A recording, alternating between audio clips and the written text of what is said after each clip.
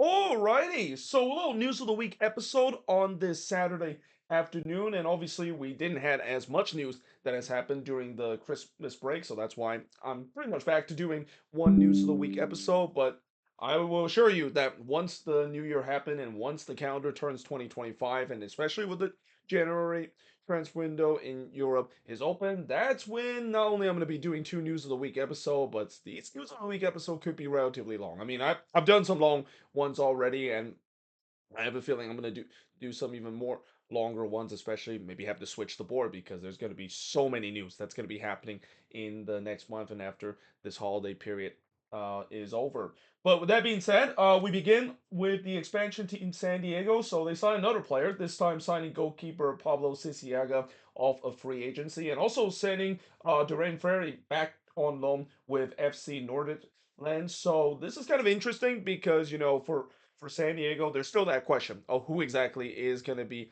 the goalkeeper for this team. I mean, right now they currently have what, four goalkeepers on their depth chart. That's a lot of goalkeepers for them to choose, and there's no doubt that I think there's a bit of a competition right now to see who exactly is the right goalkeeper, and especially for Pablo Sisenga, he's been kind of bouncing around between MLS and the USL Championship. We remember he was signed with another expansion team just a couple years ago when Charlotte came in to the league. Play a couple of games, but obviously didn't really get the starting spot. And lately he's been playing more in the USL Championship. So yeah, we'll see whether or not if he is going to be the starters or the fact that it's going to be somebody else. Because again, this San Diego team, if there's one thing that they're not short of is goalkeepers, and there is that question.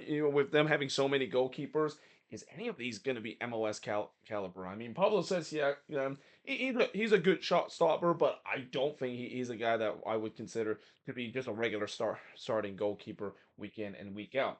Now, moving on, FC Dallas have acquired Shaq Moore from Nashville SC in exchange for up to 150,000 general allocation money, and I think this is a good deal for both team. For Dallas getting a guy that, remember when Shaq Moore was considered to be a regular for the U.S. men's national team. Yeah, that time has definitely gone past. He's definitely not look as good as he was a couple of years ago, and but still, he's a decent player in this league, and getting a guy like that for only 150,000 general allocation money, it's a good deal for Dallas, but for Nashville, it's a good deal for them because he took up a lot in terms of the salary that the cap that they have, and that this is clearly a move to free up some of the salary spots. So yeah, overall, I think it's a good deal for both of these teams.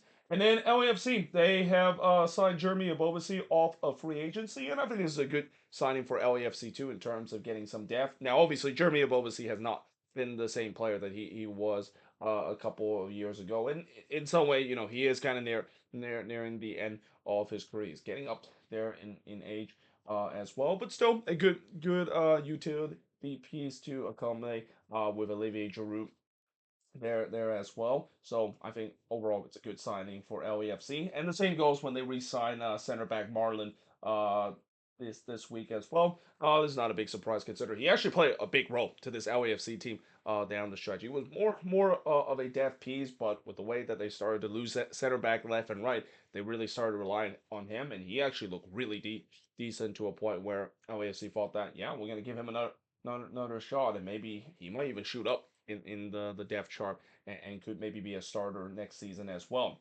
Now, the Portland Timbers, they have signed Ariel Lassiter off of free agency. So again, this is a good utility piece that the Timbers, of course, got. He's been kind of bouncing around the lead, Ariel Lassiter. He started there to try to maybe do a Kai Kamara to see how many teams that he's going to be signed throughout the season. But again, when you have a utility piece like that, that's all obviously is the case, and especially a good utility piece as well. I think he did pretty well with Montreal with the numbers that he put up. And yeah, for the Timbers, I know obviously they need defensive help, but I've already said in the moving forward series episode, it's as much as they desperately need defensive help, they can't because they're pretty cap crunch in terms of that spot. And then the Chicago Fire have also agreed to terminate Gaston Jimenez's contract and open a DP spot. This is huge for the Chicago Fire because obviously this is really the last DP that is part of the old regime. that the Fire made some really terrible decision when it comes to signing designated the player, and I just kind of had a feeling that Gaston Jimenez, his time, what and the writing was on the wall. I mean, last season, not only he came nowhere near close to the DP level that he should be, but he's a guy that I'm pretty sure the Fire really wants to move on so they can open up a DP spot. And with the new regime that is happening, this is not a big surprise that is the case. And now, Greg Berhalter's got some flexibility. I think they have two DP spot to play for because they obviously got rid of the contract of Jordan Shaqiri, which that feels like an MLS Cup win for the Chicago Fire, getting rid of that Jordan Shaqiri contract. That was arguably the worst contract we have ever seen in the league, and arguably the biggest bust in terms of DP in league history as well. Now, moving on in terms of some of the transfer rumors. So the LA Galaxy, they're looking to sign Uruguayan midfielder Lucas Sanabria for around $6 million. Now, this is kind of interesting because the Galaxy is already pretty deep in terms of their midfield spot. I mean, on paper, I thought this maybe could be a replacement to Gaston Brugman, who they sent him to Nashville SC. But then I remember they got Davis back on that deal as well. So yeah, I mean it's interesting that they decided to add another defense or another midfield piece in this case. My thinking is that they're probably going to be moving on one of their midfielder. I'm thinking that midfielder is probably going to be Edwin Cerrillo because Edwin Cerrillo, even though he's really decent and he's a great utility piece and a guy that can really come off the bench and do well for this Galaxy team, he might be a guy that might be shopped around, whether in MLS to another team or maybe even go to somewhere else like Europe as well. And then Inter Miami is also looking to sign another Argentine player because that's what Inter Miami does. This time they decided to sign Argentine winger Tadio Allende from Celta Vigo. Now he's 25 years old, so he's relatively young, still near the beginning of his prime. Though again, it is kind of interesting the fact that Inter Miami continue to boost their attack. I mean, again, I feel like the priority for Inter Miami this offseason is obviously looking on the defensive part, and they have done so. To be honest, I mean, they were rumored to sign a defender as well. And that was kind of the biggest Achilles heels, and really one of the biggest reasons why they end up suffering that shock first round exit against Atlanta United. But we'll see whether this deal, of course, would complete, and if this deal does complete, I mean they got a really crowded room in terms of the attack. I mean they already have an absolute weapons low of attack. This just pretty much add more fuel to the already burning gasoline that this Inter Miami team has on the attack.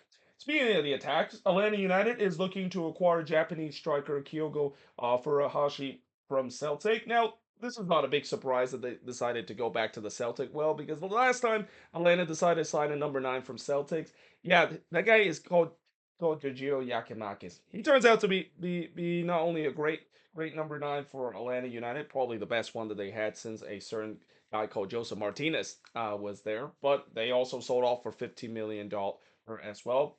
But obviously, there's no doubt that for Atlanta, they desperately need a number 9. I mean, they've been needing a number 9 for a while now, ever since they sold off Yakin Marquez and getting a guy that, from what I heard from Celtic fan, he's also a good player as well. They're hoping that he's going to be similar to the production that Yakimakis did when he came from Celtic as well.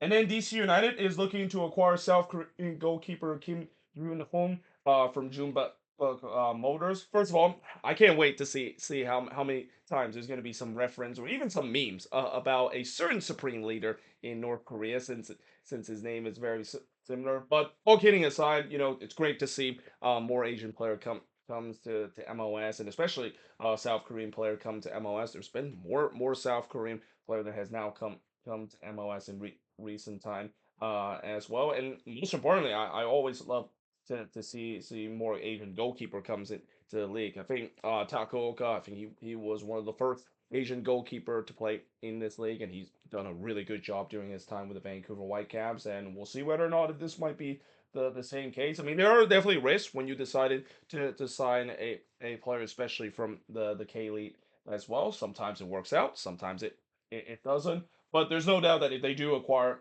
him, there's going to be a goalkeeper competition between him and Barraza. Knowing that they moved on from Alex Bono, it's going to be between those two to find out who's going to be the starting goalkeeper for this DC team heading into next season.